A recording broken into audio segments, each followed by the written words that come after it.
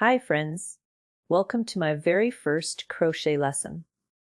Today we're going to learn about the tools you need to start crocheting. Guess what? Crochet is fun and doesn't cost a lot of money. You only need 3 things: a hook, some yarn, and a pair of scissors. Let's talk about the hook. First, when you go to the store, ask for an I9 crochet hook or 3.5 millimeters. It's easy to hold and makes big stitches so you can see them better.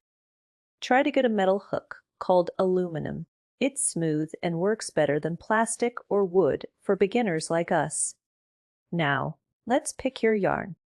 Choose a yarn that is one bright color, like yellow, pink, or light blue. Don't pick dark or rainbow yarn. Yet it's hard to see your stitches with those. Look for yarn that says medium on the label and has a number 4 or 5. You can ask for a yarn brand called Red Heart or I love this yarn. It's soft, easy to use, and great for learning. Last, let's talk about scissors. You might already have some at home, and that's okay to start, but later, you can get a small pair of scissors with a pointy tip. They help you cut yarn neatly and safely. That's it for today's lesson. Let's review what we've discussed.